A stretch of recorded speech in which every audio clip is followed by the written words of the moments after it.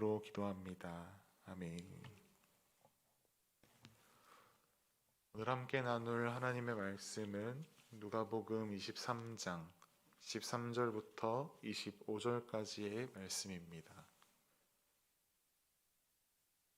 누가복음 23장 13절부터 25절까지의 말씀입니다. 저 여러분이 한 절씩 교독하여 읽도록 하겠습니다. 빌라도가 대제사장들과 관리들과 백성을 불러 모으고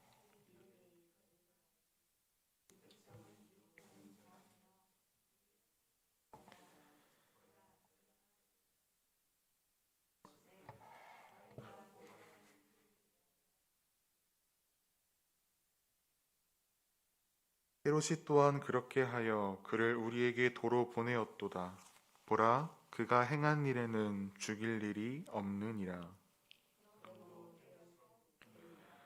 무리가 일제히 소리질러 이르되 이 사람을 없이 하고 바라바를 우리에게 놓아주소서 하니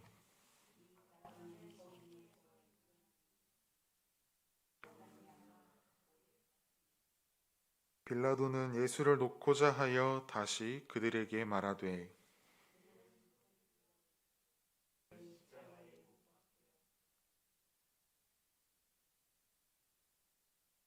빌라도가 세 번째 말하되 이 사람이 무슨 악한 일을 하였느냐 나는 그에게서 죽일 죄를 찾지 못하였나니 때려서 놓으리라 하니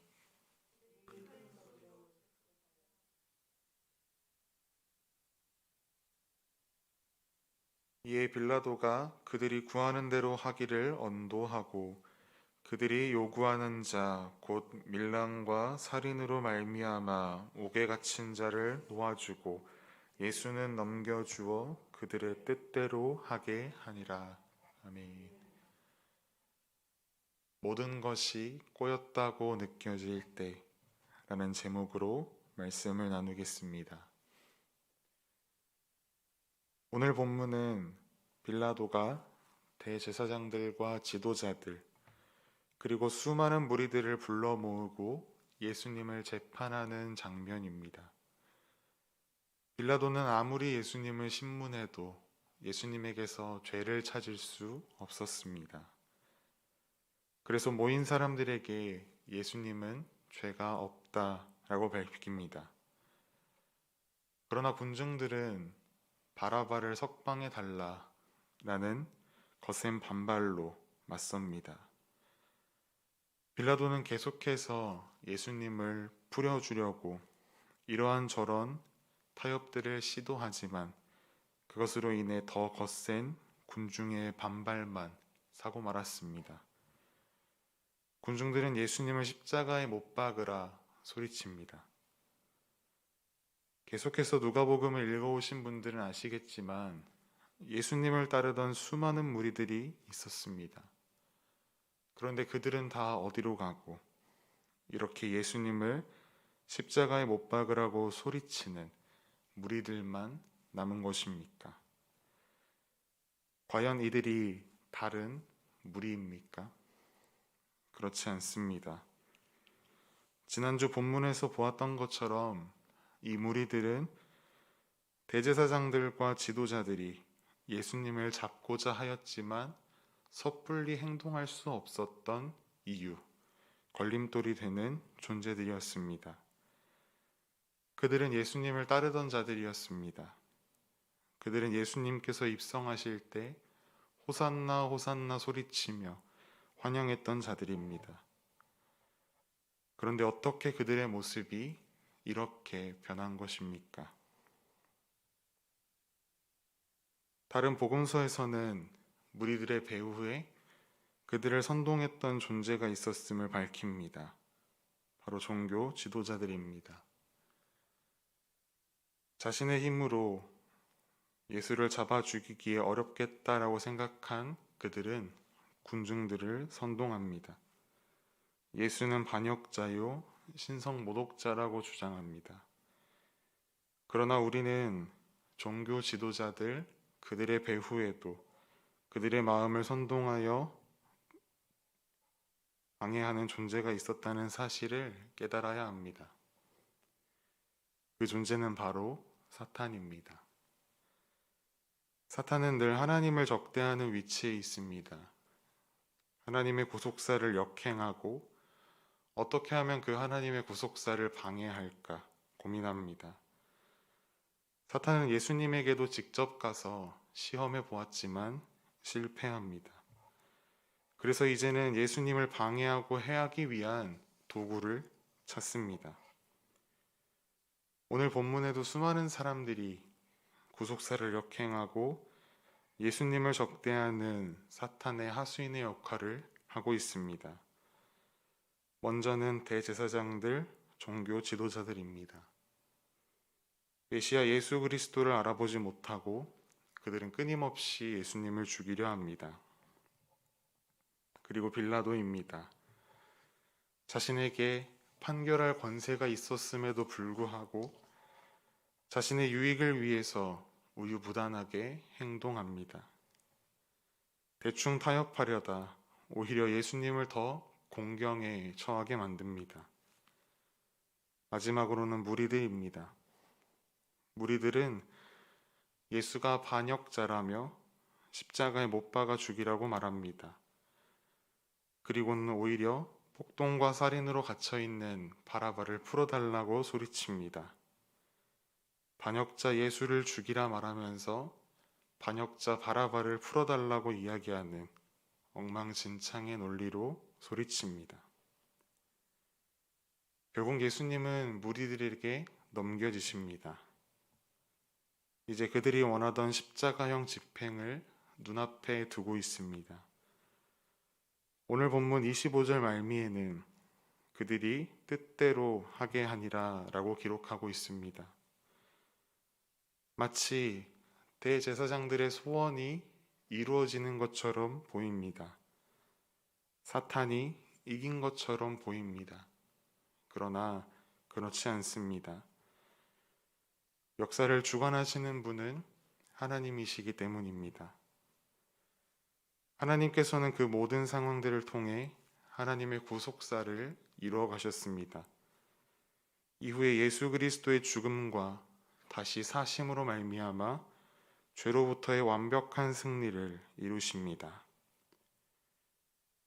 그 하나님이 오늘날 이 시대를 살아가는 저와 여러분의 하나님이라는 사실은 우리에게 너무나 감사하고 감격적인 사실입니다. 우리가 세상을 살아가면서 예수님께서 당하신 고난과 박해와는 비교될 수 없겠지만 사탄은 끊임없이 우리를 공격합니다. 우리로 하여금 하나님과 멀어지게 하려고, 우리로 하나님의 뜻을 이루지 못하게 하려고 우리의 삶을 계속해서 공격합니다. 이렇게 어지러운 우리의 상황 속에서 승리할 수 있는 비결은 단 한 가지, 하나님만을 붙들고 살아가는 것임을 우리는 다시 기억해야 합니다. 그 영원하신 말씀을 신뢰하고 의지하는 삶을 살아가는 것입니다. 어쩌면 뻔하게 들릴 수 있지만 이것이 사실이고 진리입니다. 그러나 우리는 이것을 자주 잊고 살아갑니다. 머리로는 알지만 삶으로는 그렇게 살아가지 않으려 합니다. 기준이 자꾸만 변합니다. 이처럼 변해가는 기준에 맞춰서 살아가다 보면 군중들처럼 소신 없이 왔다 갔다 할 수밖에 없습니다. 빌라도처럼 주변 눈치 보기에만 바쁠 수밖에 없습니다. 그것들은 다 소용 없습니다. 우리의 삶은 예수님처럼 오직 하나님의 말씀만을 붙드는 삶이 되어야 합니다. 사탄이 여러분의 삶을 끊임없이 공격하는 것처럼 느껴지십니까? 그것을 오히려 긍정적인 사인으로 받아들이십시오. 그만큼 여러분의 삶이 사탄이 보기에 매력적이라는 것입니다. 방해하고 싶은 삶이라는 것이죠. 사탄의 입장에서는 이루어지면 안 되는 일인데, 여러분이 하나님을 붙들면 안 되는데 자꾸만 여러분이 하나님을 붙드니까 그렇게 하지 못하도록 방해하는 것입니다. 그럴수록 더욱 우리는 하나님만을 의지해야 합니다.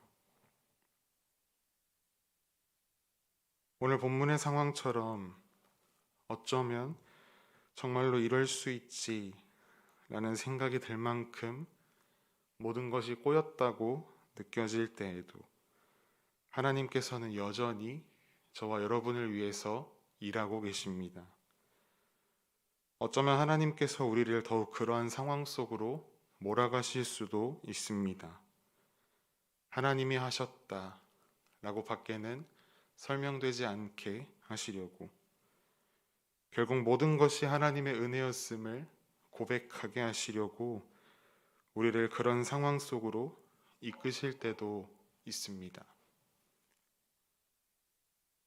영화를 보면 가장 많은 박해를 당하고 가장 많은 공경을 당하는 자가 누구인지 아십니까?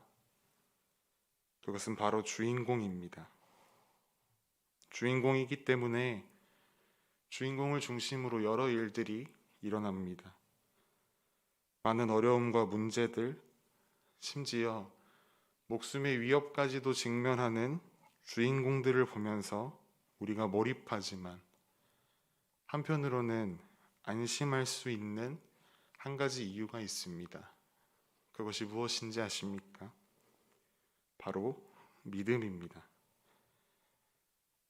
영화 감독이 주인공만은 절대 죽도록 내버려 두지 않는다 라고 하는 믿음입니다. 주인공은 죽지 않습니다. 주인공이기 때문입니다. 주인공은 실수하더라도 그것이 기회가 됩니다. 주인공은 위기에 처하더라도 전화위복이 됩니다. 왜냐하면 주인공이기 때문입니다. 여러분은 이 시대의 하나님의 역사의 주인공들입니다. 우리의 인생의 감독이신 하나님께서 우리를 지키시기 때문에 두려울 것이 없습니다. 모든 시험과 시련들 끝에 최후 승리를 허락하실 것입니다.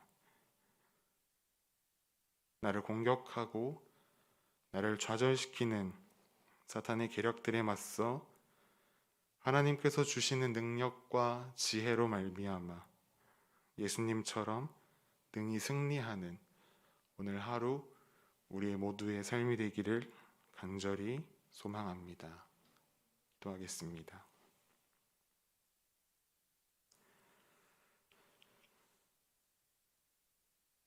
사랑의 하나님, 하나님은 온 세상의 주관자요 통치자가 되심을 온전히 신뢰합니다. 세상에서 사탄은 늘 우리를 향해 공격하지만, 그래서 모든 것이 꼬인 것처럼 느껴지지만 그때마다 하나님을 바라보는 믿음의 인생이 되게 하여 주시옵소서. 우리 안에 착한 일을 시작하신 하나님께서 능히 이루실 것을 확신하며 오늘도 믿음의 발걸음을 힘차게 내딛는 우리 모두의 삶이 되게 하여 주시옵소서.